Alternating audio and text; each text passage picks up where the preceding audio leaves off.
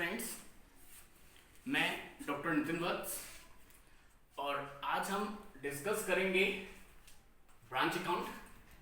और मेरे चैनल से जुड़ने के लिए आप इसको लाइक और सब्सक्राइब करेंगे ताकि भविष्य में भी आपको इम्पोर्टेंट चैप्टर्स के बारे में नॉलेज मिलते रहे। जैसे कि आप लोगों को पता है कि हमारे कॉमर्स में बीकॉम में खासकर कुछ ऐसे स्टूडेंट्स भी आते हैं जो नॉन कॉमर्स होते हैं, साइंस स्ट्रीम से या आर्ट स्ट्रीम से भी आते हैं, और उनके साथ प्रॉब्लम ये होती है कि उनके जो बेसिक कॉन्सेप्ट्स होते हैं वो क्लियर नहीं होता है। तो इसीलिए बेसिक कॉन्सेप्ट क्लियर करने के लिए हमने ब्रांच अकाउंट को बहुत ही सिंपल मेथड से समझाने की कोशिश की है। उम्मीद है आप लोगों को ये मेथड सही में आएगा, और अगर सही में आता है तो आप लाइक और सब्सक्राइब करेंगे ताकि और स्टूडेंट्स भी इसका फ़ायदा उठा सकें। तो स्टूडेंट्स, ब्रांच अकाउंट जो कि अलग अलग यूनिवर्सिटियों में अलग अलग क्लासों में ये आता है, ये बीबीए में भी यूज किया जाता है, बीकॉम में भी आता है, और लगभग सभी यूनिवर्सिटियों में आपकी डीयू में, केयू में, सीसीएस यूनिवर्सिटी में, गढ़वाल यूनिवर्सिटी में, सभी यूनिवर्सिटियों में ये इम्पोर्टेंट चैप्टर होता है। अलग अलग ईयर्स में या अलग अलग सेमेस्टर में ये चैप्टर आपको जरूर मिलेगा, तो इसलिए ध्यान से इसको समझने की कोशिश करेंगे हम लोग।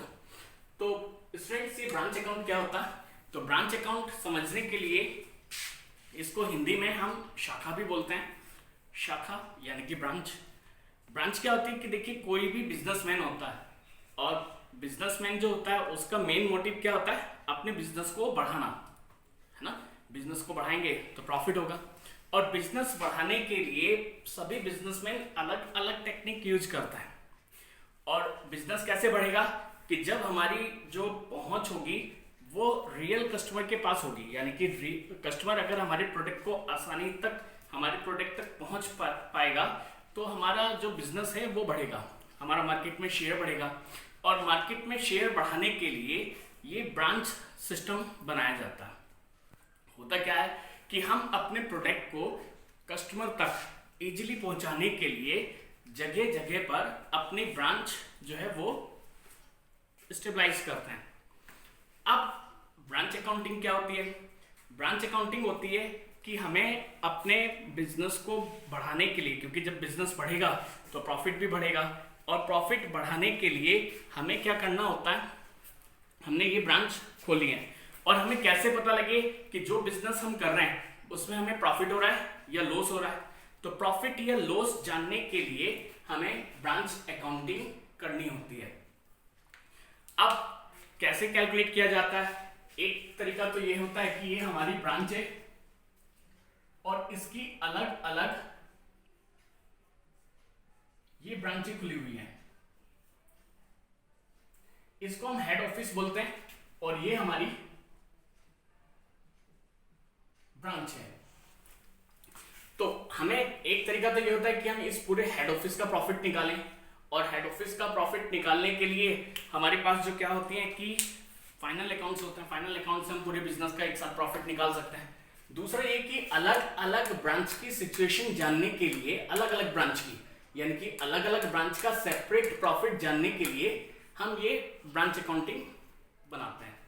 इस ब्रांच अकाउंटिंग में क्या होता है कि जो हेड ऑफिस होता है वो अपने अलग अलग ब्रांच के अकाउंट जो है वो बनाता है, और उस अकाउंट से प्रॉफिट पता करके फिर अपनी मेन बुक्स में शो करता है। तो इससे क्या होता है कि हमें एक तो अपने बिजनेस की रियल स्टेटस पता लग जाता है, फाइनेंशियल पोजीशन पता लग जाती है, कौन सी ब्रांच हमारी डेवलप कर रही है, कौन सी ब्रांच हमारी डाउन हो रही है। तो उस चीज के पर्पज से ये ब्रांच अकाउंटिंग की जाती है। ब्रांच के बारे में अलग अलग यूनिवर्सिटी की बुक्स में अलग अलग डिटेल्स दी हैं। ब्रांच का जो क्लासिफिकेशन है, कुछ बुक्स कहते हैं कि ब्रांच जो है वो दो तरह की होती हैं, इनलैंड और आउटलैंड। इनलैंड ब्रांच जो हमारे देश में है, और आउटलैंड जो विदेशों में होती है। कुछ यूनिवर्सिटीज की बुक्स में मैंने देखा है कि वहां पर होता है एक तो नेशनल ब्रांच और एक फॉरेन ब्रांच। तो अलग अलग यूनिवर्सिटियों में अलग अलग ब्रांच के बारे में डिटेल दी है, और उन सभी यूनिवर्सिटी की बुक्स को स्टडी करने के बाद मैंने क्लासिफिकेशन को थोड़ा सा आपको डिटेल से समझाने के लिए इसको 3 पार्ट में मैंने इसको डिवाइड किया है। पहला पार्ट बेस्ड ऑन प्लेस, यानी कि प्लेस के अकॉर्डिंग। और प्लेस के अकॉर्डिंग जैसे मैंने आपको बताया, दो तरह की ब्रांच होती है, आपकी नेशनल ब्रांच और फॉरेन ब्रांच। नेशनल ब्रांच ऐसी ब्रांच जिसका जो हेड ऑफिस है वो अपने देश में होता है, और उसकी जो ब्रांचेज होती हैं वो आपकी आउट ऑफ कंट्री यानी कि विदेशों में होती हैं, फॉरेन में होती हैं।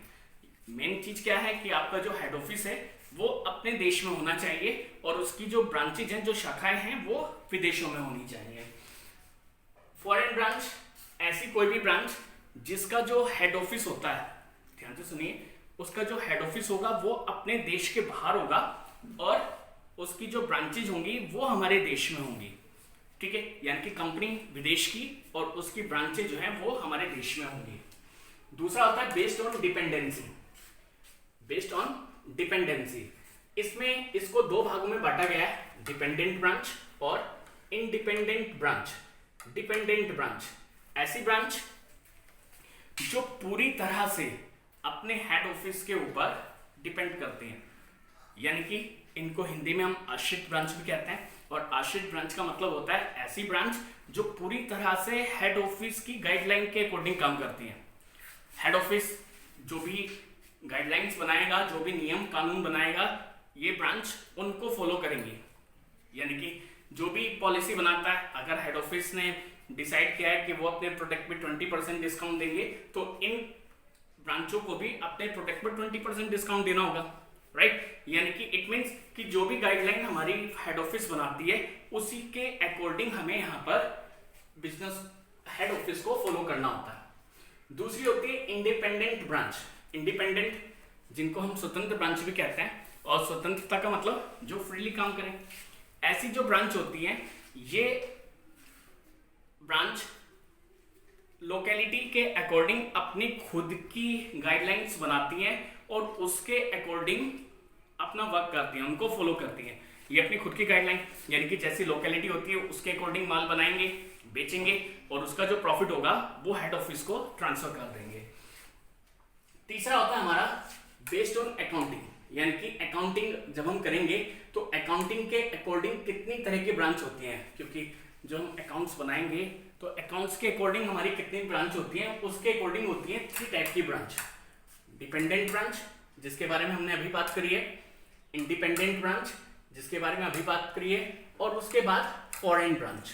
फॉरेन ब्रांच ऐसी ब्रांच जिसका हेड ऑफिस हम जिक्र कर चुके हैं, हम पहले बता चुका हूं कि जिसका जो हेड ऑफिस है वो विदेश में होगा और उसकी शाखाएं हमारे देश में स्थापित की जाएंगी, स्टेबलाइज की जाएंगी। तो स्टूडेंट्स, हमारा जो मोटिव है वो अकाउंटिंग के बारे में जानना है, और अकाउंटिंग के अकॉर्डिंग ये 3 तरह की ब्रांच होती है और इनमें किस तरह से अकाउंटिंग की जाती है उसके बारे में हम बात करेंगे।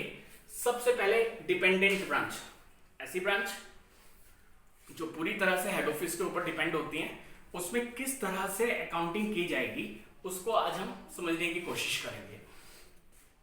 डिपेंडेंट ब्रांच के अकाउंट्स बनाने के लिए हमारे पास 4 टाइप्स होता है, 4 तरह से हम अकाउंट करते हैं।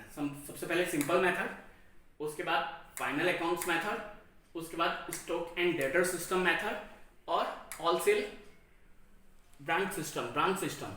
तो होलसेल ब्रांच सिस्टम, ये 4 तरह के मेथड हमारे जो है ये डिपेंडेंट ब्रांच में होते हैं, सिंपल मेथड में होते, ये डिपेंडेंट ब्रांच में होते हैं।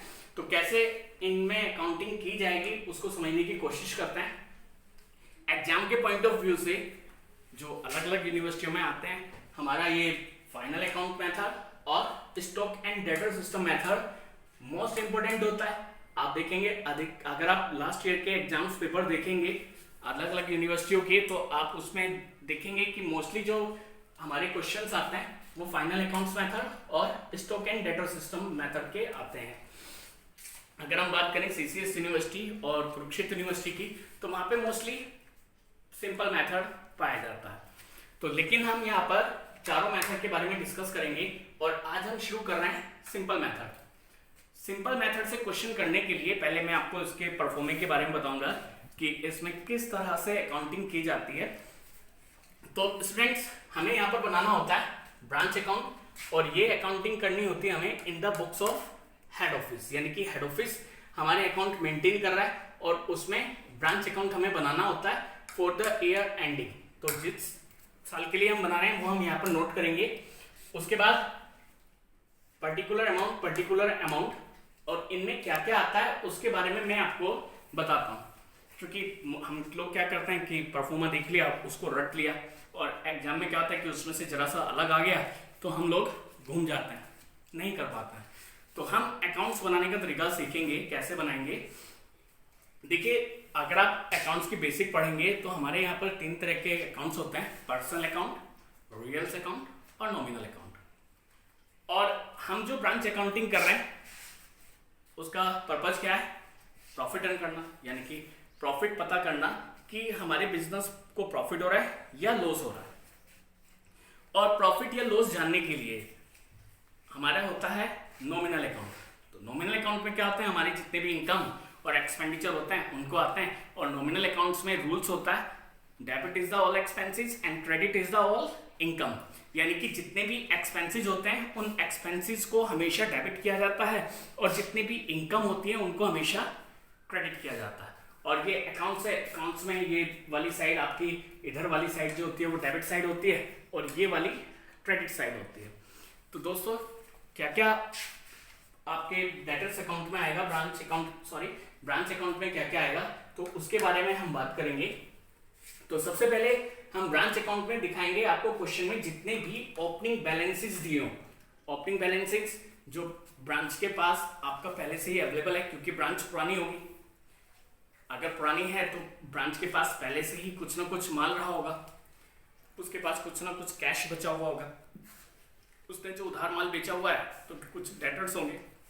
तो जितने भी ओपनिंग बैलेंस हैं सबसे पहले हम उनको शो करेंगे, जैसे opening cash, opening debtors, opening stock. तो ओपनिंग बैलेंस में इसके अलावा भी अगर कोई और ओपनिंग बैलेंस दिया हुआ है तो आप उसको यहाँ पर शो करेंगे।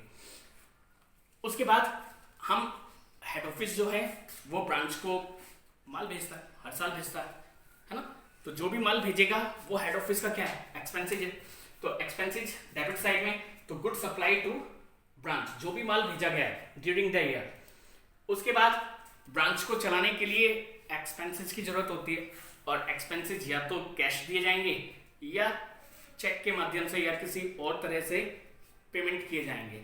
तो अगर हेड ऑफिस ब्रांच को कैश सेंड कर रहा है एक्सपेंसेस के लिए तो टू कैश फॉर एक्सपेंसेस, और उसके अलावा अगर चेक भेजा है या कोई और तरीके से पेमेंट किया है तो आप उसको बैंक के नाम से दिखाएंगे, बैंक एक्सपेंसेस।